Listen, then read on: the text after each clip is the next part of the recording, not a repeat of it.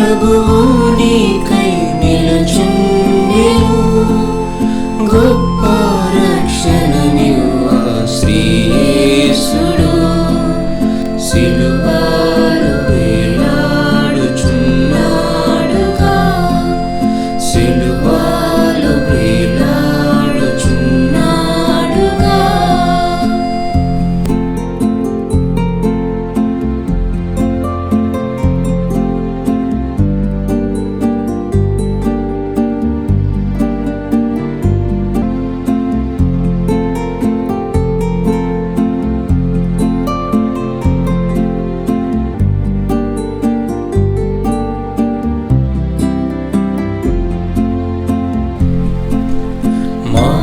మానవులెంతో చెడిపోయిరి మరణించెదామని తలపోయక మానవులెంతో చెడిపోయిరి మరణించెదామని తలపోయక ఎరుగరు మరణము నిక్కమని నరకమున్నదని ఆరెరుగారు ఎరుగరు మరణము నిక్కమని నరకమున్నదని ఆరెరుగారు చూడుము ఈ క్షణమే కల్వారిని ప్రేమ ప్రభువు నీకై నిలచుండెను గొప్ప రక్షణనివ్వ శ్రీయేసుడు సిలువలో వేలాడుచున్నాడుగా సిలువలో వేలాడుచున్నాడుగా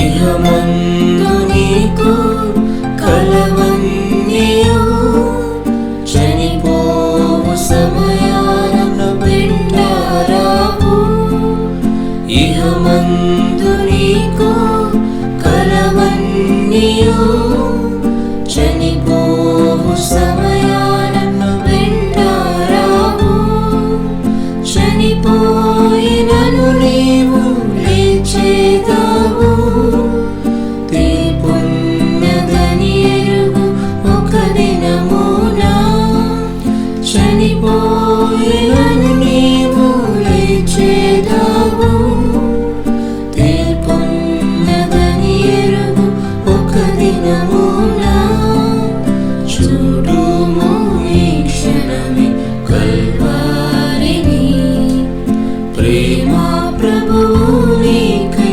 నిలచుండెను గొప్ప రక్షణనివ్వ శ్రీయేసుడు సిలువలో వేలాడుచున్నాడుగా సిలువలో వేలాడుచున్నాడుగా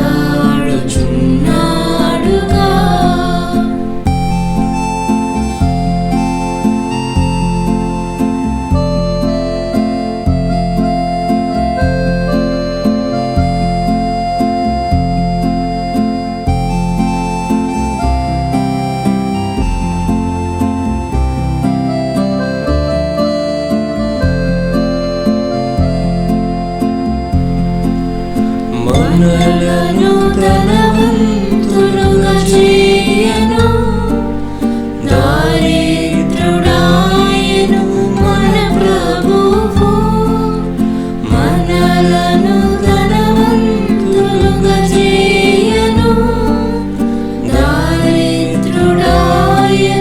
మన ప్రభువు రక్తము కాచెను పాపులకై అంగీ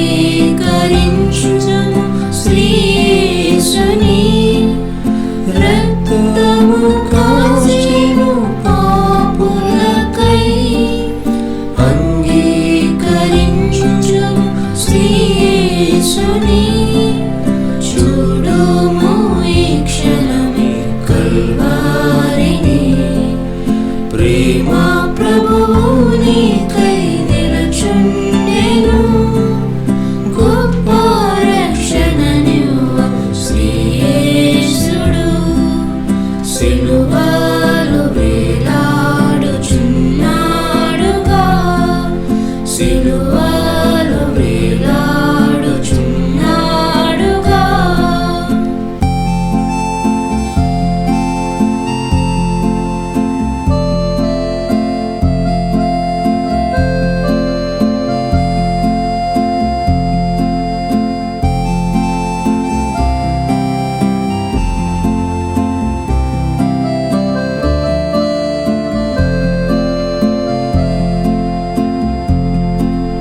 సిలువపై చూడుము ఆ ప్రియుని, ఆ ప్రేమకై నీవు ఏమిత్తువో.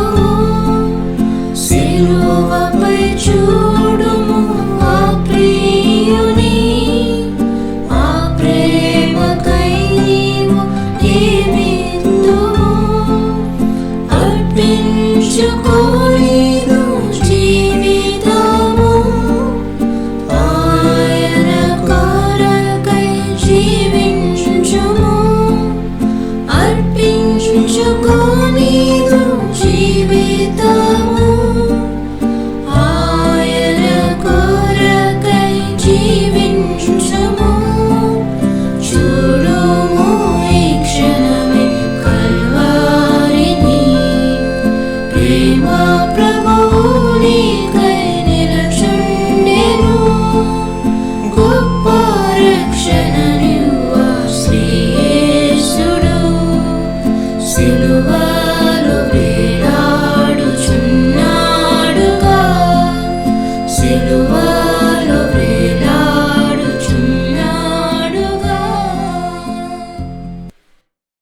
Praise the lord. ప్రార్థన చేసుకుని దేవుని యొక్క వాక్యాన్ని ధ్యానించుకుందాం. పరిశుద్ధుడా, ప్రేమ కలిగిన తండ్రి, కృప కలిగిన దేవా, మీకు వందనాలు చెల్లిస్తున్నాను నాయన. శాశ్వతుడవు, మహిమా స్వరూపివి, అతి పరిశుద్ధుడవు, నీ ప్రజల పక్షముగా ఉండి కార్యాలు జరిగించే దేవుడు అయినందుకు వందనాలు చెల్లిస్తున్నాను నాయన. మీ మాటలు నా నోటిన ఉంచి మీ బిడ్డలకు ఏ మాటలు తల్లి ప్రభువా అవసరమై ఉన్నాయో నాయన, వాటిని మాత్రమే వినిపింపజేయమని ప్రార్థిస్తున్నాను. తద్వారా వింటున్నటువంటి మీ బిడ్డలు, చెబుతున్నటువంటి నేను కూడా మీ వాక్యం ద్వారా ఆదరణ పొందటానికి, బలాన్ని పొందుకోవడానికి, దేవ ఆత్మీయంగా తండ్రి ప్రభువా అభివృద్ధిలోనికి మేము రావటానికి సహాయం చేయమని ప్రార్థిస్తున్నాను. ప్రతి ఒక్క బిడ్డను జ్ఞాపకం చేసుకునండి, వారిని పరిస్థితిని జ్ఞాపకం చేసుకునండి. దేవా, మమ్మల్ని ఈ క్షణం వరకు పెంచి పోషించారు. ఇక ముందుకు నడిపించే గొప్ప దేవుడు అయినందుకు మీకే స్తుతులు స్తోత్రాలు చెల్లిస్తూ మా ప్రభువును మా రక్షకుడైన యేసుక్రీస్తు నామములో ప్రార్థించి స్తుతించి వేడుకుంటున్నాను ప్రేపర్లకు తండ్రి. ఆమేన్. Praise the lord. సహవాస బిడ్డలందరికీ ప్రభు పేరిట శుభములు తెలియజేస్తున్నాను. దేవుని యొక్క కృపా సమాధానములు మీ అందరికీ తోడైనగాక. ఇది నన్న దేవుని యొక్క వాక్యం నుంచి ప్రభు చెప్పిన మరో ఆజ్ఞ నేర్చుకుందాం. లూకా సువార్త 14వ అధ్యాయము 12 నుండి 14 వచనాల వరకు మనము చదువుకుందాం. మరియు ఆయన తన్ను పిలిచిన వానితో ఇట్లనెను, నీవు పగటి విందైనను రాత్రి విందైనను చేయునప్పుడు నీ స్నేహితులనైనను నీ సహోదరులనైనను నీ బంధువులనైనను ధనవంతులకు నీ పొరుగువారినైనను పిలువవద్దు. వారు ఒకవేళ నిన్ను మరలా పిలుతురు గనుక నీకు ప్రత్యుపకారము కలుగును. అయితే నీవు విందు చేయనప్పుడు బీదలను, అంగహీనులను, కుంటివాండ్రను, గుడ్డివాండ్రను పిలువు. నీకు ప్రత్యుపకారము చేయుటకు వారికేమీ లేదు గనుక నీవు ధన్యుడు వగుదువు. నీతిమంతుల పునరుద్ధానమందు నీవు ప్రత్యుపకారము పొందుదువని చెప్పెను. ఇక్కడ ప్రభువైన యేసుక్రీస్తు యొక్క మాటలు చాలా వింతగా కనిపిస్తాయి. ఈ లోక మర్యాదకు, ఈ లోకపు తీరుకు వ్యతిరేకంగాను భిన్నముగాను ప్రభువైన యేసుక్రీస్తు మాటలు కనిపిస్తాయి. ఎందుకంటే ఆయన ఈ లోక సంబంధి కాడు, ఆయన రాజ్యం ఈ లోక సంబంధమైన రాజ్యం కాదు. ఆయన స్థాపించాలనుకునేది పరలోక సంబంధమైన రాజ్యం, ఆత్మ సంబంధమైన రాజ్యం. తన బిడ్డలు ఆత్మలో బలవంతులు కావాలని ప్రభు ఈ మాటలు చెప్తా ఉన్నాడు. ఈ లోక మర్యాద ఎలా ఉంటుందో, ఆయనలో ఉన్నవారు ఎలా ఉండాలో ఇక్కడ ప్రభువైన యేసుక్రీస్తు నేర్పిస్తూ ఉన్నాడు. ప్రాముఖ్యంగా ఇక్కడ మనం చూసినట్లయితే, మరియు యేసుక్రీస్తుని పిలిచినటువంటి వ్యక్తితో ఆయన చెప్తా ఉన్నాడు. ఆయనను పరిసయ్యుడు తన ఇంటికి పిలిచాడు. అతడు ధనవంతుడు, పేరు ప్రఖ్యాతులు కలిగిన వాడు, సమాజంలో గౌరవం ఉన్నవాడు. అతనితో చెప్తున్నటువంటి మాట, నీవు పగటి విందైనను రాత్రి విందైనను చేయునప్పుడు ఆ విందుకి నీవు ఎవరిని పిలవకూడదో ప్రభు చెప్తా ఉన్నాడు. మొదటిగా నీ స్నేహితులనైనను, నీ సహోదరులనైనను, నీ బంధువులనైనను, ధనవంతులకు నీ పొరుగు వారినైనను పిలవవద్దు. ప్రభు యొక్క ఆజ్ఞ మనం నేర్చుకుంటున్నాము. మొదటిగా నీ స్నేహితులనైనను, రెండవది నీ సహోదరులనైనను, మూడవది నీ బంధువులనైనను, నాలుగవది ధనవంతులైన నీ పొరుగు వారినైనను. సాధారణంగా ఈ లోకంలో మనం చూస్తే వారి గృహాల్లో వారు విందు చేసుకునేటప్పుడు పిలిచేది ఎవరిని? ఈ 4 గుంపుల్లో ఎవరినో ఒకరిని పిలుస్తారు. స్నేహితులనైనా పిలుస్తారు, తోటి సహోదరులనైనా పిలుస్తారు, బంధువులనైనా పిలుస్తారు, లేదా వారి స్థాయికు, వారి యొక్క స్టేటస్ కు సరిపడినటువంటి ధనవంతులైనటువంటి పొరుగు వారిని వారు పిలుస్తారు. అయితే ప్రభు అంటున్నాడు, వీళ్ళు ఎవరిని పిలవద్దు అంటున్నాడు. ఈ మాటలు ప్రభువుని ప్రేమిస్తేనే అంగీకరించగలుగుతాం తప్ప ప్రభువుని ప్రేమించకపోతే ఇది ఏమాత్రం అంగీకరించలేము. ఎందుకంటే సాధారణంగా అందరూ చేసేది ఇదే. ఒక విందు ఏర్పాటు చేశారంటే ఈ 4 గుంపులకు చెందినటువంటి వారిలో ఎవరినో ఒకరిని పిలుస్తారు. ఈ లోక మర్యాద వేరు, ప్రభు యొక్క బోధ వేరు. ఆయన మనల్ని ఏర్పాటు చేసుకున్నాడు, ఆయన మనల్ని పిలుచుకున్నాడు. కనుక ఆయన చెప్పినటువంటి మాటలను అనుసరించడమే మనకు ప్రాముఖ్యం. కానీ ఈ మాటలు అందరూ అంగీకరిస్తారంటే అంగీకరించకపోవచ్చు. ప్రభువును ప్రేమిస్తేనే మనం ఈ మాటలు అంగీకరించగలుగుతాం. ఏంటి ఆయన చెప్తున్నదంటే, ఎందుకు ఆయన వారిని పిలవద్దు అని అంటున్నాడంటే, వారు ఒకవేళ నిన్ను మరలా పిలుతురు గనుక నీకు ప్రత్యుపకారము కలుగదు. ఈ అంశంలో ఉన్నటువంటి ప్రాముఖ్యమైన విషయం ఏమిటంటే, నీవు చేసేటువంటి దాన ధర్మాలు కానీ, నీవు చేసేటువంటి మంచి క్రియ కానీ అది నీకు తిరిగి దీవెన తెచ్చేదిగా ఉండాలి. అది నీకు తిరిగి ఆశీర్వాదకరంగా ఉండాలి. అది నీకు దేవుని యొక్క కృపను తెచ్చేదిగా ఉండాలి. దేవుని నుండి దీవెనలను నీకు ఇచ్చేదిగా ఉండాలి. అంటే ఏం చేయాలో ప్రభు చెప్తా ఉన్నాడు. ఇక్కడ సహోదరుల ఐక్యత కలిగి ఉండుట గాని, ఎదుటివారిని ప్రేమించుట విషయంలో కానీ, పొరుగు వారిని ప్రేమించుట విషయంలో కానీ, మన తోటి సహోదరులను ప్రభువులో నడిపించుటకు కానీ, బంధువులకు దేవుని ప్రేమను పంచిపెట్టడంలో కానీ మనము వెనుకాడకూడదు.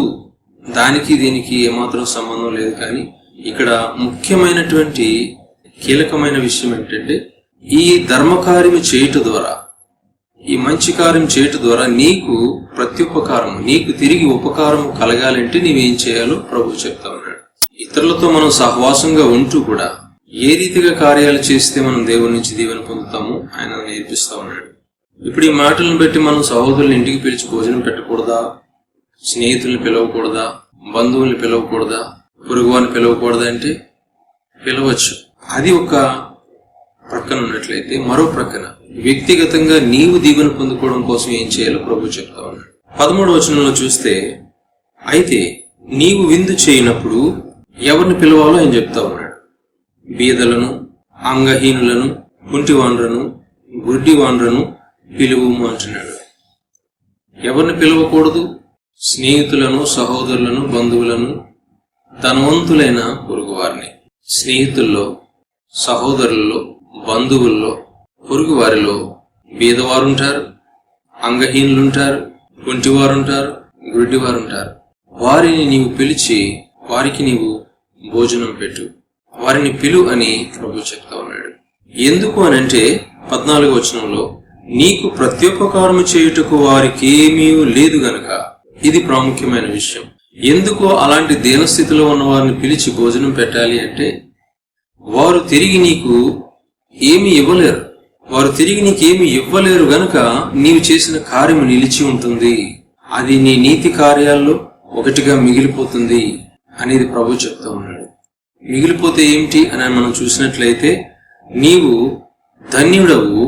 అలా మిగలడం ద్వారా నీవు ధన్యుడు. ఎందుకంటే నీవు చేసినటువంటి ఆ పుణ్య కార్యము నిలిచిపోతుంది. నీవు ధన్యురాలువు, ధన్యుడవు. అంత మాత్రమే కాదు గాని నీతిమంతుల పునరుద్ధానము అనేది ఒకటి ఉంది. అనగా ప్రభువునందు రక్షింపబడినటువంటి మనం ఆయన రాకడలో ఎత్తబడతాము. పునరుద్ధానం. ఈ పునరుద్ధానంలో తన బిడ్డలను ఆయన పిలిచి వారి క్రియల చొప్పున వారికి ప్రతిఫలం ఇచ్చేటువంటి దినం ఒకటి ఉంది. ప్రభు యొక్క కరుణాపీఠం దగ్గరికి మనం వెళ్తాం. ఆయన మన క్రియలను బట్టి మనల్ని మెచ్చుకునేటువంటి సమయం.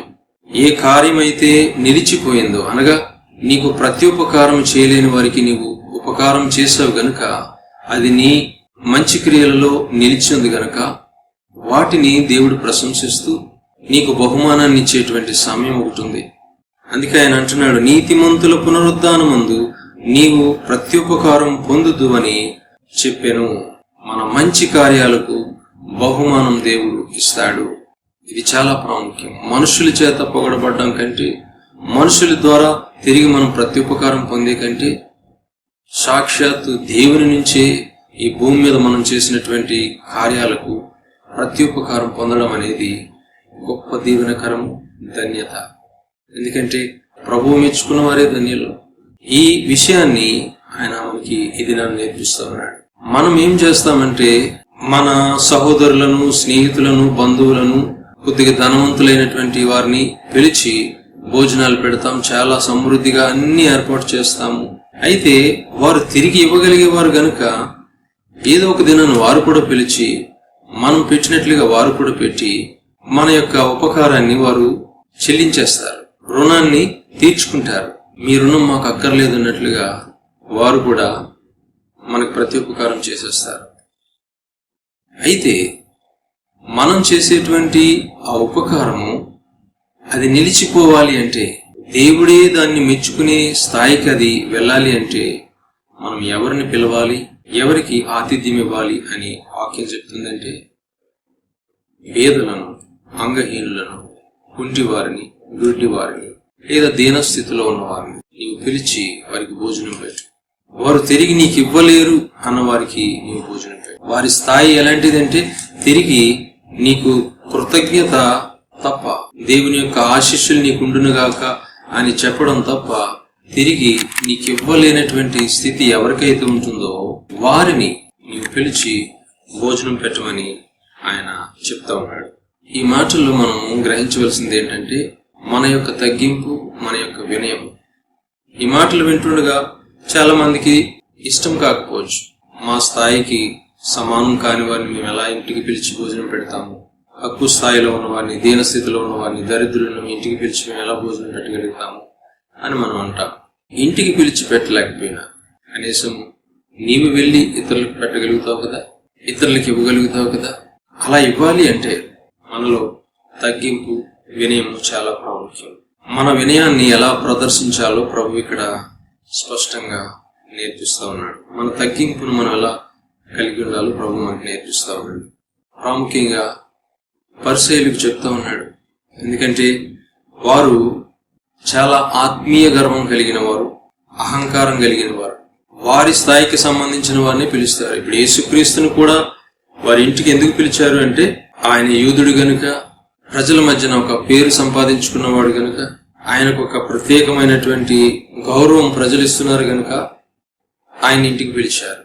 ఇదే పరిసయ్యులు పేదవారిని కాని, సుంకరులను కాని, వారి స్థాయికి తక్కువ వారిని కాని ఇంటికి పిలిచి భోజనం పెట్టడం అనేది వారి జీవితంలో ఎప్పుడు జరగలేదు. అందుకే ప్రభు చెప్తా ఉన్నాడు, మీకు సమానమైన వారిని మీరు పిలిచి భోజనం పెడితే తిరిగి వారు మీకు భోజనం పెడతారు. దానివల్ల మీరు చేసే ఉపకారం అంటూ ఏమీ లేదు. ఎందుకంటే మిమ్మల్ని ప్రేమించిన వారిని మీరు ప్రేమిస్తే మీకు ఏమి ప్రయోజనం అని ప్రభు చెప్తా ఉన్నాడు. మనకు తిరిగి ఇవ్వగలిగే వారికి మనం ఇస్తే దానివల్ల మనకు దీవెన ఏంటి? మనల్ని ప్రేమించే వారిని మనం ప్రేమిస్తే దానివల్ల మనకు దీవెన ఏంటి? ప్రభు యొక్క ముఖ్య ఉద్దేశం ఏమిటంటే, మీరు చేసేటువంటి ఆ పుణ్య కార్యము, ఆ ధర్మ కార్యము మీకు నిలిచి ఉండాలి. అది మీరు దేవుని నుంచి ఆశీర్వాదకరంగా మార్చుకోవాలి. ఆ కార్యం ద్వారా దేవుడే మిమ్మల్ని ఆశీర్వదించేటువంటి స్థాయికి మీరు రావాలి అనేది ప్రభు యొక్క ఉద్దేశం. ఇది చాలా బలమైనటువంటి హెచ్చరిక ప్రభు తన బిడ్డలకు ఇస్తున్నాడు. ఇది ఆజ్ఞ, హెచ్చరిక కూడా. ఇది పరిశీలకు మాత్రమే కాదు కానీ నేటి విశ్వాసులకు కూడా వర్తిస్తుంది. ఇప్పుడు క్రైస్తవ్యంలో చూస్తున్నాం కదా, గివ్ అండ్ టేక్. ఇది ఒక ఆచారంగా అయిపోయింది. మన ఇంటికి వారిని భోజనం పిలిస్తే వారింటికి మనల్ని భోజనం పిలుస్తారు, అయిపోయింది అక్కడితో. దానివల్ల మిగిలేదేమీ లేదు. ప్రభు మనకు చెప్తున్నాడు, వినయము తగ్గింపు లేకుండా మనం పరలోక రాజ్యానికి వెళ్ళలేము. ఆ వినయము తగ్గింపు ఏ ఏ విషయాల్లో ఉండాలో కూడా దేవుని వాక్యం హెచ్చరిక చేస్తూనే ఉంది. ఈ రోజున ఆ వినయము తగ్గింపు ఆతిథ్యం ఇవ్వటంలో, ఉపకారం చేయటంలో ఉండాలి. అది కూడా ఎలా ఉండాలి అనేది ప్రభు నేర్పిస్తా ఉన్నాడు. వినయము అంటే స్వార్థాన్ని మనం చంపడం. స్వార్థంగా ఉన్నవారు వినయాన్ని చూపించరు. గర్వంతో ఉన్నవారు వినయాన్ని చూపించరు. అహంకారంతో ఉన్నవారు వినయాన్ని చూపించరు. వారికి వారి స్థాయే ప్రాముఖ్యం. వారికి వారు ఉన్నటువంటి హోదాయే ప్రాముఖ్యం. ఇతరుల దృష్టిలో ఏమాత్రం తగ్గిపోకూడదు. డిగ్నిటీ మెయింటైన్ చేస్తారు. యేసుక్రీస్తు ఆయన సృష్టికర్త అయినప్పటికీ ఎవరితో ఆయన స్నేహం చేశాడు? పాపులతోనూ సుంకర్లతోనూ ఆయన స్నేహం చేశాడు. వారితో కలిసి భోజనం చేశాడు. ఆయన తగ్గింపు కలిగినవాడు, వినయం కలిగినవాడు, గర్వం ఏమాత్రం లేనివాడు, స్వార్థం ఏమాత్రం లేనివాడు. అహం అనేది ఆయన జీవితంలో మనం ఎక్కడ చూడం. ఒకవేళ ఎవరినైనా హెచ్చరించినా, ఖండించినా, వారిని గద్దించినా, దేవునికి వ్యతిరేకంగా బ్రతుకుతున్నందుకే వారిని గద్దించాడు తప్ప, హెచ్చరించాడు తప్ప, మరి ఏ ద్వేషాన్ని, అసూయను లోపల పెట్టుకొని కాదు. ఆ ప్రభువుని వెంబడిస్తున్నటువంటి మనం కూడా వినయానికి, తగ్గింపుకి అప్పగించుకోవాలి. స్వార్థాన్ని మనము హృదయంలో పెట్టుకుంటే ఇలాంటివి చేయటానికి మన మనసు ఒప్పుకోదు. వినయం అంటే స్వార్థాన్ని హృదయంలో పెట్టుకొని పనిచేయటం కాదు, ఉపకారం చేయటానికి కావలసినటువంటి మనస్తత్వాన్ని ఆయన మనకు నేర్పిస్తూ ఉన్నాడు. నిజముగా అవసరంలో ఉన్న వారికి మన వస్తువులు కానీ, మన ధనము కానీ, మన ఆహారం కానీ, బట్టలు కానీ, మరేదైనా వారు తిరిగి ఇవ్వలేరు కానీ అవసరతలో ఉన్నారు అని నీవు ఎవరినైతే చూస్తావో వారికి నీవు సహాయం చేయటానికి అప్పగించుకోవచ్చు అని ప్రభు యొక్క మాటలు మనకు తెలియజేస్తున్నాయి. ఎవరి ఉద్దేశము చాలా నిర్మలమైనది, స్పష్టమైనది, శుద్ధి కలిగినది అంటే, నేనిచ్చే ధర్మం ఎవరో చూడకూడదు, నేను చేసేటువంటి ఈ మేలు నా మెప్పు కొరకు కాదు, నా ఘనత కొరకు కాదు, అది ఎదుటి వ్యక్తి అవసరతలో ఉన్నాడు గనక ఆ వ్యక్తిని ఆ అవసరతలో నుంచి బయటికి తీసుకురావడానికి, తద్వారా ఆ వ్యక్తి కృతజ్ఞత చూపించేటువంటి స్థితిలో ఉండేటట్లుగా, తిరిగి ఇవ్వలేనటువంటి దేన స్థితిలో ఉన్న వారిని మనము గురిగా పెట్టుకుని శ్రద్ధ చూపించాలి. ఇవ్వలేని వారు ఎలాగా ఇవ్వలేరు, కానీ ఇవ్వగలిగే స్థితిలో ఉన్నటువంటి వారు ఎవరికి ఇవ్వాలో అలా ఇవ్వడం ద్వారా తిరిగి మీరేం సంపాదించుకుంటారో ప్రభు చెప్తూ ఉన్నాడు. చాలా మంది నిరాశతోనూ, నిస్పృహతోనూ, అవసరాలతోనూ ఉన్నవారు ఉన్నారు. మనము అలాంటి వారికి ఆతిథ్యం ఇచ్చిన, భోజనం పెట్టిన, సహాయం చేసిన వారు తిరిగి నీకేమి ఇవ్వలేరు. ఎందుకంటే వారి స్థితి దీనస్థితి. ఎవరైనా సహాయం చేస్తే బాగును అనేటువంటి ఆశతో ఎదురు చూస్తున్నవారు. అలాంటి వారిని మనసులో పెట్టుకొని మనం సహాయం చేయాలి. సగటు మనిషి పట్ల మనము దయాదాక్షిణ్యము, ఉదార స్వభావము, జాలి కలిగినటువంటి మనస్సు కలిగి ఉండాలి. అది కూడా మేలు చేసే ముందు వీరు తిరిగి నాకు ఇవ్వగలరా లేరా అనేది కూడా మనం చూసుకోవాలి. ఉన్నవారు ఎలాగా వారి యొక్క సమస్యల నుంచి బయటపడతారు, అని లేని వారు వారి సమస్యల్లో దేవునికి మొరపెడుతుంటారు. దేవుడు నిన్ను ఉన్న స్థితిలో ఎందుకు పెట్టాడు, ఒకరికి ఇచ్చే స్థితిలో ఎందుకు పెట్టాడంటే అలాంటి వారిని ఆదుకోవడం కోసం. ఇక్కడ అదే మనం నేర్చుకుంటున్నాం. కీలకమైన విషయం ఏమిటంటే, తిరిగి నీకు ఇవ్వలేని వారికి నీవు సహాయం చేయు అని ప్రభు మనకి ఆజ్ఞ ఇస్తూ ఉన్నాడు. ఎలా ఇవ్వాలంటే తిరిగి పొందాలనే ఉద్దేశంతో కాదు, వారిని ప్రోత్సాహపరుస్తూ వారి యొక్క సమస్యల నుంచి బయటికి రావాలనేటువంటి మంచి మనసుతో నీవు చేసే చిన్న సహాయమైన పెద్ద సహాయమైన ఉండేలాగా చూసుకోవాలి. ఎందుకనంటే మత్తయి సువార్త 19:21 అందుకు యేసు, నీవు పరిపూర్ణుడు ఒకటకు కోరిన ఎడల పోయి నీ ఆస్తిని అమ్మి బీదలకిమ్ము, అప్పుడు పరలోకమందు నీకు ధనం కలుగును. నీవు వచ్చి నన్ను వెంబడించుమని అతనితో చెప్పాను. ఒక గొప్ప ధనవంతుడు ప్రభువైన యేసుక్రీస్తు దగ్గరికి వచ్చి, నాకు నిత్య జీవం కావాలి, దాని కొరకు నేనేం చేయాలి అని ప్రభువుని ఆయన బ్రతిమాలాడు. అయితే ప్రభు చెప్పాడు, నీ ఆస్తిని అమ్మి బీదలకిమ్మన్నాడు మొట్టమొదటిగా. ఇది లోక మర్యాదకు, లోక తీరుకు చాలా విరుద్ధమైనది. ఈ లోకంలో మనం బ్రతకాలంటే మనకు ఆస్తి కావాలి. కానీ ప్రభువైన యేసుక్రీస్తు ఏమంటున్నాడంటే, నీ ఆస్తితో నీవు పరలోక రాజ్యానికి రాలేవు, కానీ నన్ను వెంబడిస్తే నీవు పరలోక రాజ్యానికి వస్తావు, నా మాటలను అనుసరిస్తే నీవు పరలోక రాజ్యానికి వస్తావు. కనుక నీవు ఏ ధనం మీద అయితే నమ్మకం పెట్టుకుని బ్రతుకుతూ ఇంతకాలం ఉన్నావో ఆ ధనాన్ని నీవు త్యాగం చేయాలి అని ప్రభు నేర్పిస్తూ ఉన్నాడు. అది బీదలకి ఇమ్మంటున్నాడు. ఎవరికి ఇమ్మంటున్నాడు? నీ సహోదరులకు కానీ, నీ పొరుగు వారికి కానీ, నీ బంధువులకు కానీ, నీ స్నేహితులకు కానీ కాదు, కానీ బీదలకి ఇమ్మంటున్నాడు ఆయన. అంటే ప్రభు యొక్క గురి ఎవరు అంటే దీనులు. ప్రభు యొక్క గురి దీనుల పైన. అది ఉన్నవారు కూడా దీనస్థితిలోనికి రావాలి అంటే ఇలాంటి ఉద్దేశంతో వారు ముందుకు వెళ్ళాలి. ఇలాంటి ఆశతో, ఇలాంటి ప్రేరేపణతో వారు ముందుకు వెళ్ళినప్పుడు ఆ దీనులతో పాటు వీరు కూడా తగ్గించుకున్నట్లుగా మనం చూడగలుగుతాం. ఆత్మలో మనకు దీనత్వం కావాలి. ఆత్మలో దీనత్వం ఉన్నవారే ఇలాంటి విషయాల్లో వారు మనసు పెట్టగలుగుతారు. నేను చేసేది దేవుడు చూడాలి, దేవుని నుంచి నాకు దీవెన కావాలి అని ఆశపడతారు. ఇక్కడ ధనవంతుడితో ప్రభు అదే చెప్తా ఉన్నాడు, నీవు బీదలకి ఇవ్వడం నేర్చుకో, నన్ను వెంబడించు అని చెప్తా ఉన్నాడు. లూకా సువార్త 6:38 చూసినట్లయితే, క్షమించుడి, అప్పుడు మీరు క్షమింపబడుదురు, ఈయుడి, అప్పుడు మీకు ఇవ్వబడును, ఈయుడి, అప్పుడు మీకు ఇవ్వబడును. ఇచ్చేవారికి దేవుడు తిరిగిస్తాడు. దేవుడు ఎవరికి ఇమ్మంటున్నాడు? తిరిగి ఇవ్వలేని వారికి మీరు ఇవ్వండి, అప్పుడు నేను మీకు ఇస్తానని దేవుడు మనకి వాగ్దానం ఇస్తున్నాడు. ఎలా ఇవ్వాలట? అణచి కుదించి దిగజారునట్లుగా నిండు కొలతను మనుషులు మీ ఒడిలో కొలుతురు. మనం ఇచ్చేటప్పుడు అణచి కుదించి దిగజారునట్లుగా అంటే మనస్ఫూర్తిగా ఇవ్వాలని అర్థం. నొక్కి పెట్టి ఇవ్వడం కాదు, మనస్ఫూర్తిగా. ఇది ఈ సహాయం కొరకు నేను ఇస్తున్నాను, దేవుడు నేను చేసిన దానికి రెట్టింపు ఆశీర్వాదం నాకు ఇస్తాడు అనేటువంటి ఆశతో, దేవుని నుంచి దీవెన పొందుకోవాలనేటువంటి ఆశతో మనం ఇచ్చినప్పుడు మీరు ఏ కొలతతో కొలుతురో ఆ కొలతతోనే మీకును మరలా కొలవబడును అని చెప్తాం. అంటే ఏ ఉద్దేశంతో, ఎలాంటి మనస్తత్వంతో మనం ఇస్తున్నామో దానిని బట్టి దేవుడు తిరిగి మనకి దీవెన ఇస్తాడు అనేది కూడా ఆయన నేర్పిస్తూ ఉన్నాడు. ఎందుకు ఆయన దీనుల పట్ల, దరిద్రుల పట్ల ఇంత శ్రద్ధ కలిగి ఉన్నాడు అని మనం చూసినట్లయితే, దేవుడు నివసించే స్థలాలు రెండు. ఒకటేమో అతి ఉన్నతమైన స్థలము, రెండవది అతి దీనత్వం కలిగినటువంటి స్థలము.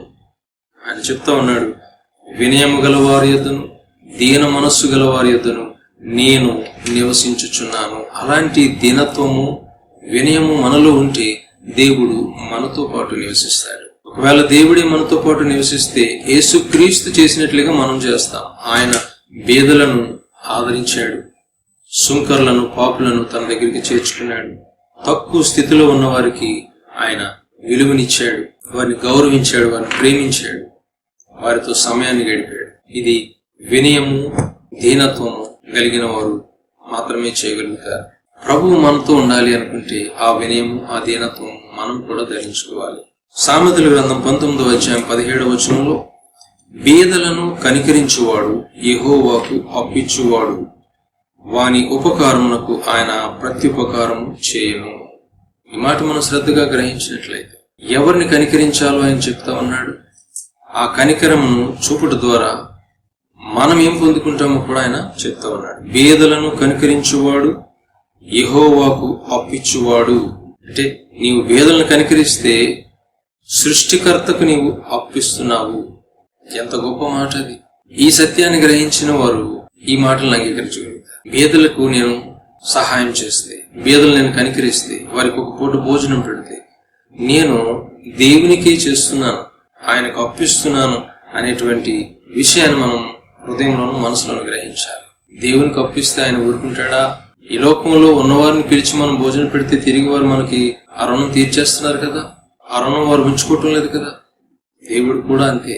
పేదలు నీకు ప్రత్యుపకారం చేయలేరు, కానీ పేదల పక్షంగా ఉన్నటువంటి దేవుడు నీకు ప్రత్యుపకారం చేస్తాడు. ఈ మర్మాన్ని మనం గ్రహించాలి. పేదల పక్షంగా ఉన్నవాడు దేవుడు. వారికి సహాయం చేస్తే సాక్షాత్తు నీవు దేవుడికే సహాయం చేస్తున్నావు.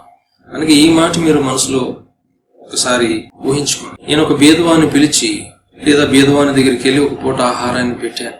ఆ బీదవాడిని చూస్తూ నా దేవునికి నేను పెడుతున్నాను అని నువ్వు నీ ఆత్మీయ నేత్రాలతో చూడగలగాలి. ఈ బీదవాడి పక్షంగా ఉన్నవాడు దేవుడు, నేను సాక్షాత్తు దేవునికే పెడుతున్నాను, దేవునికే ఇస్తున్నాను అనేది నీవు గ్రహించినట్లయితే ఈ మాట ద్వారా నీకు గొప్ప దీవెన కలుగుతుంది. ఏంటంటే, పేదలను కనికరించువాడు యెహోవాకు అప్పిచ్చువాడు, వాని ఉపకారమునకు ఆయన ప్రత్యుపకారము చేయను, తిరిగి దేవుడు నీకు మేలు చేస్తాడు. అంటే ఆయన ఎవరి పక్షంగా ఉన్నాడు? దీనుల పక్షంగా, పేదల పక్షంగా, దరిద్రుల పక్షంగా ఉన్నాడు. వారికి చేస్తే నీవు దేవుడికి చేస్తున్నావు. దేవుడికి చేసేదానికి దేవుడు తిరిగి నీకు ప్రత్యుపకారం ఇస్తాడు. దేవుని నుంచి పొందేటువంటి దీవెన శాశ్వతమైనది, స్థిరమైనది. మరొక మాట చూసినట్లయితే కీర్తనల గ్రంథము 41వ కీర్తన 1వ వచనంలో, బీదలను కటాక్షించువాడు ధన్యుడు, ఆపత్కాలమందు యెహోవా వానిని తప్పించును. ఆపత్కాలమందు యెహోవా వానిని తప్పించును. బీదలను కనికరించేవాడు, కటాక్షించేవాడు ధన్యుడు అని ప్రభు చెప్తా ఉన్నాడు. నీవు ధన్యురాలు, ధన్యుడు కావాలనుకుంటున్నావా? మరొక ధన్యత పొందటానికి దేవుడు ఈ మాటల ద్వారా అవకాశం ఇస్తున్నాడు. ఎవరిని కటాక్షించాలి? బీదలను కటాక్షించాలి. ఆ రీతిగా కటాక్షించడం ద్వారా నాకేంటి అని నీవు అనుకుంటే ఆయన అంటున్నాడు, ఆపత్కాలమందు యెహోవా వానిని తప్పించును. ఈ ప్రపంచంలో బ్రతుకుతున్నటువంటి మనం ఆపద ఎప్పుడు వస్తుందో మనకు తెలియదు. అయితే ఆ ఆపద వచ్చినప్పుడు దేవుడే మనలను తప్పిస్తాడు. ఏ కారణాన్ని బట్టి అంటే, మనం బాగున్నప్పుడు బీదలను కటాక్షించాం, వారికి సహాయం చేశాం, తిరిగి ఇవ్వలేని వారికి మనం సహాయం చేశాం. అది చూసినటువంటి దేవుడు నీకు ఆపద వచ్చినప్పుడు ఆయనే ఆ ఆపద నుంచి నేను తప్పిస్తాడని ప్రభు చెప్తా ఉన్నాడు. కానీ చాలా మంది కఠినాత్ములుగా ఉంటారు. బీదలను కనికరించరు, దీనులను కనికరించరు, లేని వారిని కనికరించరు, కటాక్షం చూపించరు. వారితో సమానంగా ఉన్న వారితోనే సహవాసం చేస్తూ ఇచ్చిపుచ్చుకోవడం అనేది చేస్తూ ఉంటారు. సామెతల గ్రంథం 14వ అధ్యాయం 21వ వచనంలో, తన పొరుగువాని తిరస్కరించువాడు పాపము చేయవాడు, బీదలను కటాక్షించువాడు ధన్యుడు. ఇక్కడ కూడా అదే అంటున్నాడు, బీదలను కటాక్షించావా నీవు ధన్యురాలు, ధన్యుడు. అయితే పొరుగు వారిని గనక నీవు తిరస్కరిస్తే నీవు పాపం చేస్తున్నావని ప్రభు చెప్తున్నాడు. పాపం చేస్తున్నావు అంటే అవసరతలో ఉన్నవారిని, తిరిగి ఇవ్వలేని స్థితిలో ఉన్నవారిని నీవు ఆదుకొనగలిగే స్థితిలో ఉండి కూడా వారికి ముఖం తిప్పుకొని తిరస్కరించినట్లయితే నీవు పాపం చేస్తున్నావు అని ప్రభు చెప్తా ఉన్నాడు. మరొక మాట కూడా చూసినట్లయితే సామెతల గ్రంథం 28వ అధ్యాయం 27వ వచనంలో, బీదలకు ఇచ్చువానికి లేమి కలగదు అంటున్నాడు ఆయన. కన్నులు మూసుకుని వానికి బహు శాపములు కలుగును. ఇక్కడ కూడా ఆశీర్వాదము, దీవెన కలిపి ఉన్నటువంటి వచనం. ఎవరైతే బీదలకు ఇస్తారో వారికి లేముండదట. అనేక సమయాల్లో మన దగ్గర లేకపోవడానికి గల కారణం ఏంటంటే, గొప్పల కోసం మనము అప్పులు చేసుకుని మరి ఆతిథ్యాలు ఇస్తాం, ఉన్నవారికి బంధువులకి భోజనాలు పెడుతుంటాం, ఇచ్చిపుచ్చుకోవడం అనేది చేస్తుంటాం. దాని ద్వారా మనకి ఎన్నో నష్టాలు కూడా కలుగుతూ ఉంటాయి.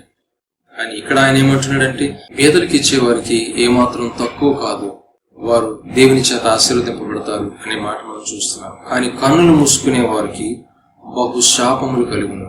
అంటే చూస్తూ కూడా కనికరించకుండా, కటాక్షం చూపించకుండా దయలేనటువంటి స్థితిలో ఉన్నవారికి శాపములు కలిగినని వాక్యం సెలవిస్తుంది. ఎందుకంటే నీవు వారిని చూసి కళ్ళు మూసుకున్నావు, దేవుడు నిన్ను చూసి నీ కష్టకాలంలో ఆయన కళ్ళు మూసుకుంటాడు. కనుక దీన్ని మనం జ్ఞాపకం చేసుకోవాలి. జాగ్రత్తగా దేవుని వాక్యాన్ని మనం అర్థం చేసుకోవాలి. యెషయా గ్రంథం 58వ అధ్యాయం 10వ వచనంలో, ఆశించిన దానిని ఆకలిగొనిన వానికిచ్చి శ్రమపడిన వానిని తృప్తిపరిచిన ఎడల చీకటిలో నీ వెలుగు ప్రకాశించును, అంధకారము నీకు మధ్యాహ్నం వలె ఉండును అంటున్నాడు. ఎంత గొప్ప దీవెన! నీ జీవితంలోనికి అంధకారం వచ్చినా అది ఎలా ఉంటుందంటే మధ్యాహ్నం వలె ఉంటుంది. చీకటిలో నీ వెలుగు ప్రకాశిస్తుంది. అంటే అంధకారము చీకటి నీ జీవితంలోకి వచ్చినప్పుడు వెలుగు అనేటువంటి నీ సత్క్రియ నీ జీవితంలో ఉంది గనక అది ప్రకాశిస్తుంది. దేవుడు నిన్ను ఆ స్థితిలో నుంచి విడిపిస్తాడు. చీకటిలో నుంచి, అంధకారం నుంచి దేవుడు నిన్ను విడిపిస్తాడు. ఎందుకంటే నీ సత్క్రియలు నీకు తోడుగా ఉంటాయి. నీ క్రియలు నీ వెంట వస్తున్నాయి. ఎవరికి సహాయం చేయమన్నాడో దేవుడు, ఎవరిని దృష్టిలో పెట్టుకోమన్నాడో దేవుడు, వారిని నీ దృష్టిలో పెట్టుకుని నీవు సహాయం చేస్తున్నావు గనక చీకటి నీ మీదకి వచ్చిన, అంధకారం నీ మీదకి వచ్చిన అది మధ్యాహ్నం వలె ఉంటుంది. నీ వెలుగు ప్రకాశిస్తుంది. ఎప్పుడు అంటే ఆశించిన దానిని ఆకలి కొనిన వానికి ఇచ్చినప్పుడు. ఆకలి కొనిన వాడు ఏం ఆశిస్తాడు? ఆహారాన్ని ఆశిస్తాడు. అది నీ వారికి ఇచ్చినప్పుడు. శ్రమ పడిన వానిని తృప్తిపరిచినప్పుడు. శ్రమ పడుతున్నాడు, చిన్న సహాయం చేస్తే ఆ శ్రమ నుంచి బయటకు వస్తాడు. ఆ సహాయం పొందుకొని ఎంతో తృప్తి పొందుతాడు. అలా నీవు తృప్తిపరిచినట్లయితే చీకటిలో నీ వెలుగు ప్రకాశించు. నీవు చేసిన నీతి కార్యము ప్రకాశం. అందుకని పరలోకమందున్న మీ తండ్రి మహిమపరచబడినట్లు మనుష్యుల ఎదుట మీ నీతి క్రియలను, మీ వెలుగును ప్రకాశింపనీయుడని ప్రభు చెప్తాం. వెలుగు అనగా మన నీతి క్రియలు. అవి ప్రకాశించాలి. ఎప్పుడు ప్రకాశిస్తాయి ఈ చీకటి లోకంలో అంటే మనం ఈ రీతిగా చేసినప్పుడు, ఆశించిన దానిని ఆకలి కొనిన వానికి ఇచ్చినప్పుడు, శ్రమ పడుతున్న వానిని తృప్తిపరిచినప్పుడు దేవుడు మన వెలుగును ప్రకాశింపజేసేటట్లుగా చేస్తాడు. అంధకారం మన జీవితంలోకి వచ్చిన ఆ అంధకారము మనకు మధ్యాహ్నం వెలుగు వలె ఉంటుందని ప్రభు చెప్తూ ఉన్నాడు. అనగా శ్రమ నీ జీవితంలో శ్రమగా లేకుండా ఆయన చేస్తాడు. వినయంతోనూ తగ్గింపుతోనూ చేసే ప్రతి పనికి దేవుని యొద్ద నుంచి నీకు ప్రతిఫలం ఉంటుంది. అందుకని ఆయన అంటున్నాడు, నీతిమంతుల పునరుద్ధానం ముందు నీకు తప్పక ప్రత్యుపకారం జరుగుతుందని ప్రభు చెప్తాడు. రెట్టింపు ఆశీర్వాదం, ప్రత్యుపకారం చేస్తాడు. అదే సమయంలో నీకు శ్రమ కలిగినప్పుడు, నీకు ఆపద వచ్చినప్పుడు దేవుడు నిన్ను తప్పిస్తాడు. అనగా ఈ లోకంలో నీకు కాపుదల ఉంది. రెండవది, పునరుద్ధానమందు కూడా దేవుడు ఎవరి క్రియలు చెప్పిన వారికి బహుమానం ఇచ్చినప్పుడు నీవు చేసిన క్రియలను మెచ్చుకుని ఆయన నీకు బహుమానాన్ని ఇస్తాడు. పునరుద్ధానమందు కూడా నీకు ప్రతిఫలం ఉంది అనేటువంటి విషయాన్ని జ్ఞాపకం చేసుకోవాలి. తీతుకు రాసిన పత్రికలో 2వ అధ్యాయం 12వ వచనం చూసినట్లయితే, మనము భక్తిహీనతను, ఇహలోక సంబంధమైన దురాశలను విసర్జించి శుభప్రదమైన నిరీక్షణ నిమిత్తము, అనగా మహాదేవుడును మన రక్షకుడునైన యేసుక్రీస్తు మహిమ యొక్క ప్రత్యక్షత కొరకు ఎదురు చూచుచున్నాము. మనమందరం ఎవరి ప్రత్యక్షత కొరకు ఎదురు చూస్తున్న వారము? మహాదేవుడును మన రక్షకుడైన యేసుక్రీస్తు యొక్క మహిమ కొరకు మనము ఎదురు చూస్తున్నవారు. అలా ఎదురు చూస్తున్నటువంటి మనము ఈ లోకంలో ఏం చేయాలట? ఈ లోకంలో స్వస్థ బుద్ధితోను, నీతితోను, భక్తితోను బ్రతుకుచుండవలెను. స్వస్థ బుద్ధి, నీతి, భక్తి, ఈ మూడు చాలా ప్రాముఖ్యం. స్వస్థ బుద్ధి కలిగిన వారు దేవుని మాటను అంగీకరిస్తారు. ఆ మాట ద్వారా నీతి కార్యాలు చేయటానికి తమను తాము అప్పగించుకుంటారు. నిజమైన భక్తి అంటే ఏంటో యాకోబు తెలియజేస్తూ ఉన్నాడు. యాకోబు పత్రిక 1వ అధ్యాయం 27వ వచనంలో, తండ్రి అయిన దేవుని ఎదుట పవిత్రమును నిష్కలంకమునైన భక్తి ఎదనగా. తండ్రి అయిన దేవుని ఎదుట పవిత్రమైన నిష్కలంకమైన భక్తి. మనం ఎలాంటి భక్తిని కలిగి ఉండాలి? పవిత్రమైన భక్తిని కలిగి ఉండాలి. కలంకం లేనటువంటి భక్తిని కలిగి ఉండాలి. ఆ భక్తి ఏమిటి అంటే, దిక్కులేని పిల్లలను, విధవరాండ్రను వారి ఇబ్బందులలో పరామర్శించుట మనం చూస్తున్నాం. దిక్కులేని పిల్లలను, విధవరాండ్రను దీన స్థితిలో ఉన్నారు, దిక్కులేని స్థితిలో ఉన్నారు, బీదలు, విధవరాండ్రులు. వారు తిరిగి నీకు ఇవ్వలేరు, తిరిగి సహాయం చేయలేరు. వారిని నీవు మనసులో పెట్టుకొని వారికి సహాయం చేసినప్పుడు దేవుడు నీ భక్తిని ఆయన అంగీకరిస్తాడు. ఆ భక్తి ద్వారా నీవు దీవెన పొందుకుంటావు దేవుని నుంచి. నిష్కలంకమైన భక్తి, పవిత్రమైన భక్తి. ఇది చేస్తూ మరొకటి చెప్పాడు ఆయన. 2 విషయాలు: దిక్కులేని పిల్లలు, విధవరాండ్రులు. అనగా భేద స్థితిలోను, లేని స్థితిలో ఉన్నవారు, వారికి మనం సహాయం చేయాలి. రెండవది, ఇహలోక మాలిన్యము తనకంటకుండా తను తాను కాపాడుకున్నట్టయే.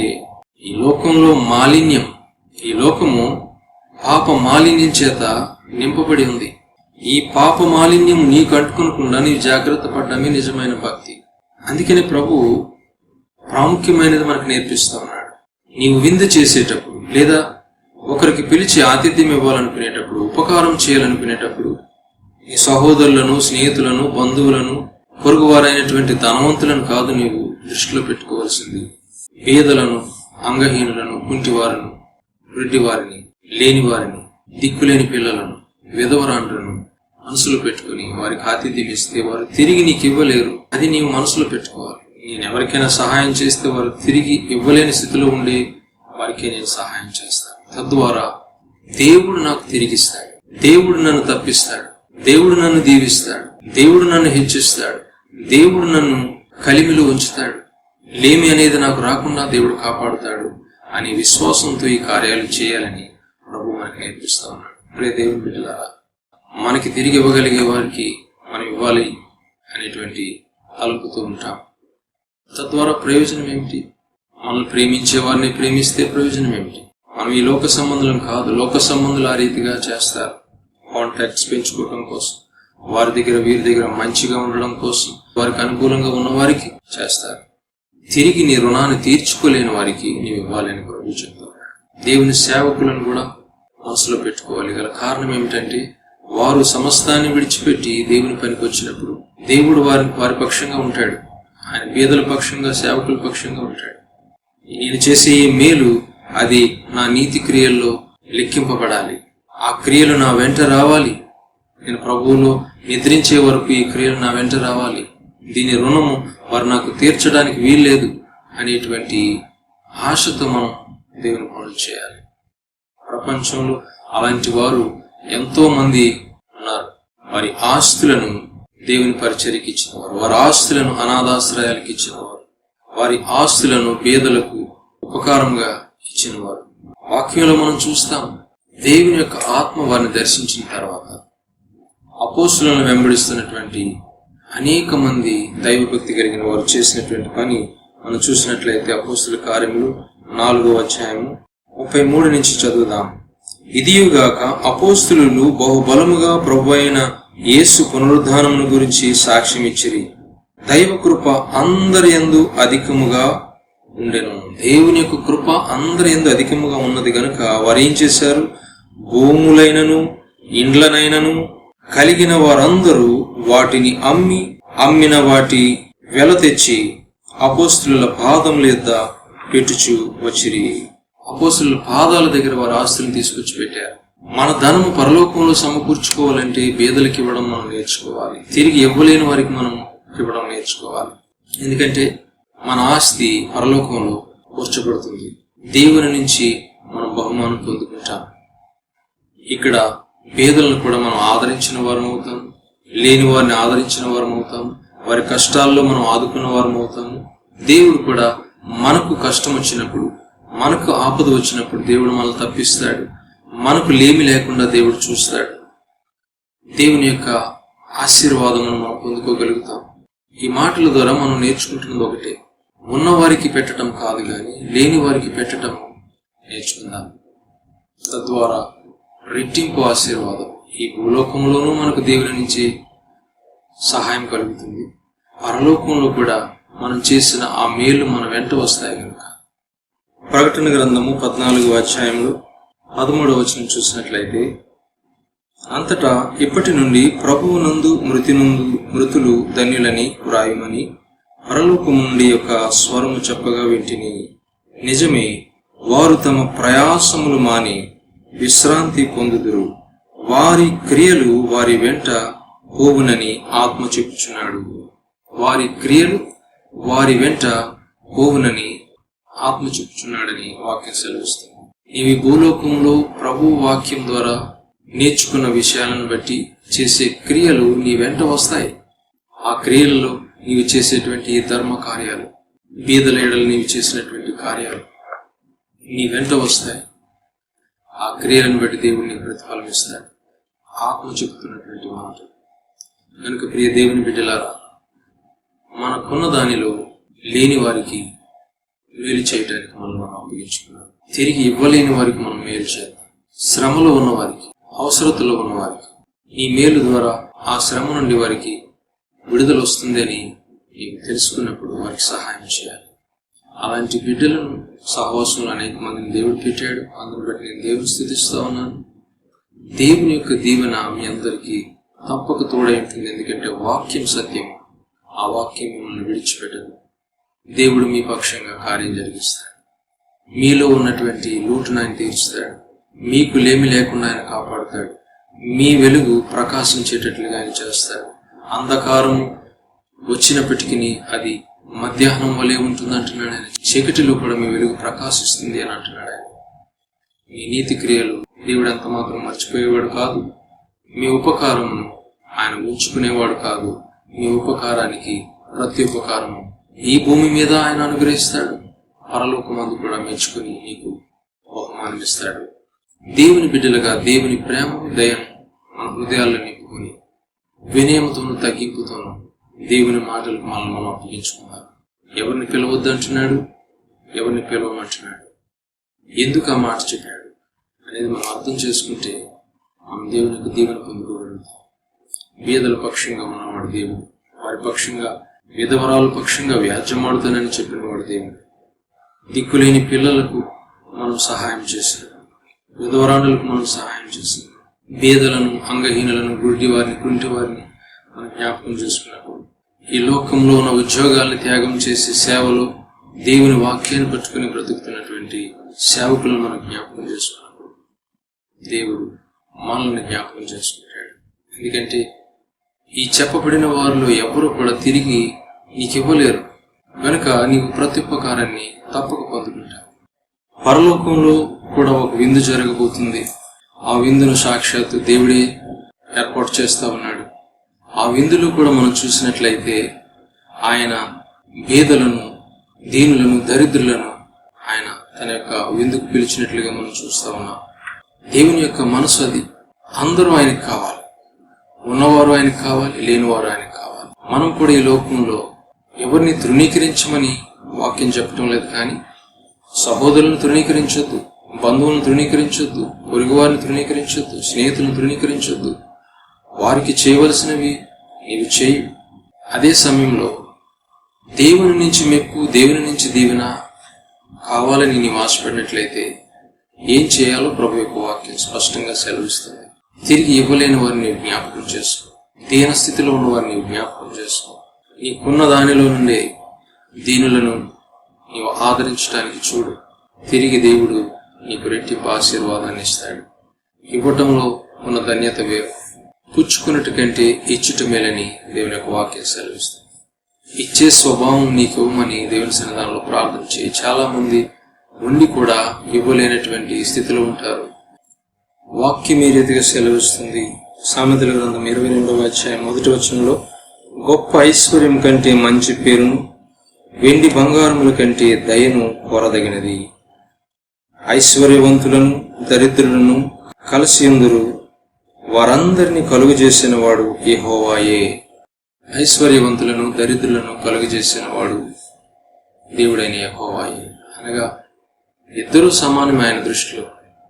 నీకెందుకు ఉన్నతమైన స్థితి ఇచ్చాడు దేవుడు అంటే, లేని వారిని నీవు ఆదరించడం వారు. ఎందుకు వారిని లేని స్థితిలో పెట్టాడంటే, వారికి ఇచ్చుట ద్వారా నీవు ఆశీర్వదింపబడ్డ కోసం. కనుక ఈ రెండు స్థాయిల్లో ఉన్నవారు కూడా ఒకరి ప్రయోజనం కొరకు ఒకరు ఉన్నారనేటువంటి విషయాన్ని మనం జ్ఞాపకం చేసుకోవాలి. ఎందుకంటే ఉన్న స్థితిలో ఉన్న నీవు దేవుని ఉన్నతమైన దీవెని పొందుకోవాలంటే లేని వారిని నీవు కనికరించాలి. లేని స్థితిలో ఉన్నవారు ఉన్న స్థితి వారి నుంచి మేలు ఎప్పుడైతే పొందుకుంటున్నారో ఉన్నవాడైన దేవుడు వారి పక్షంగా ఉన్నాడు కనుక దేవుడు నీకు దీవెనను అనుగ్రహిస్తాడు. అలా చేసినప్పుడు నీకు తప్పక మేలు జరుగుతుంది అని కూడా ప్రభు చెప్తా ఉన్నాడు. ప్రియ దేవుని బిడ్డలారా, ఎవరిని మనం దృష్టిలో పెట్టుకుని సహాయం చేస్తున్నాం, ఎలాంటి ఉద్దేశంతో సహాయం చేస్తున్నాం అనేది దేవుడు చూస్తున్నవాడు. ఆయన అంతరంగాన్ని ఎరిగినవాడు. ఏ మనుషుని గురించి ఆయనకి మనము చెప్పనక్కర్లేదు. ప్రతి మనిషి యొక్క అంతరంగాన్ని ఎరిగిన దేవుడు. మేలు చేయట విషయంలో మనం జ్ఞానం కలిగి ఎవరికి మేలు చేయాలి అని మనం చూసినట్లయితే, తిరిగి నీకు ఇవ్వలేని వారికి నీవు మేలు చేయి, దానిని ఆశించకుండా మేలు చేయి. నీవు చేసే మేలు ద్వారా ఆ వ్యక్తి తన యొక్క శ్రమ నుంచి బయటికి రావాలనే ఉద్దేశంతో మేలు చేయి. దేవుడు నీకున్న సమస్యల నుంచి ఆయన నిన్ను తప్పిస్తాడు, నిన్ను బలపరుస్తాడు, నిన్ను విడిపిస్తాడు. అట్టి కృప దేవుడు మీకు అనుగ్రహించి ఉన్నతమైన స్థితి దేవుడు మీకు అనుగ్రహించాలని ఆ ప్రార్థన. దేవుని యొక్క కృప మీకు తోడైండునుగాక. దేవుడి మాటలను దీవించునుగాక. ప్రార్థన చేసుకుందాం. పరిశుద్ధుడా, ప్రేమ గల తండ్రి, కృప కలిగిన దేవ, మీకు వందనాలు చెల్లిస్తున్నాం నాయన. ఈ దినాన్ని మేము నేర్చుకున్న మరో ఆజ్ఞను బట్టి మీకు వందనాలు చెల్లిస్తున్నాం ఆయన. ఈ మాటలను అర్థం చేసుకుని ఆచరించేటువంటి స్థాయిలో ప్రతి ఒక్కరిని పెట్టమని ప్రార్థిస్తూ, దీనుల పక్షంగా దరిద్రుల పక్షంగా నీవుండి నాయన వారిని పెంట కుప్పల మీద నుంచి పైకి లేవనెత్తే దేవుడు అని, అలా లేవనెత్తుట విషయంలో తోటి విశ్వాసుని నీవు వాడుకుంటావని ఈ మాటల ద్వారా మేము గ్రహించగలుగుతున్నాం. కనుక ఉన్న స్థితిలో ఉన్నవారు లేని వారిని జ్ఞాపకం చేసుకోవడానికి సహాయం చేయండి. లేని స్థితిలో ఉన్నవారి పక్షంగా నీవుండి ఆ ఇచ్చిన వారిని రెట్టింపు ఆశీర్వాదంతో మీరు దీవించి వారిని బలపరచమని, ప్రతి ఒక్కరిని కూడా మీ కృపలో నడిపించమని ప్రభువైన యేసుక్రీస్తు నామములో ప్రార్థించి స్తుతించి వేడుకుంటున్నాను. కృపలో తండ్రి, ఆమేన్. మన తండ్రి అయిన దేవుని ప్రేమ, ప్రభువైన యేసుక్రీస్తు కృప, పరిశుద్ధాత్మ తండ్రి యొక్క అన్యోన్య సహవాసం విశ్వాసులైన ప్రతి ఒక్కరిని ఇచ్చువారిగా చేసి దేవుని నుంచి దీవెన పొందుకునేటువంటి స్థాయిలో వారిని బలపరిచి నడిపించునుగాక. ఆమేన్. Praise the lord. దేవుడు మిమ్మల్ని దీవించునుగాక. May God bless you.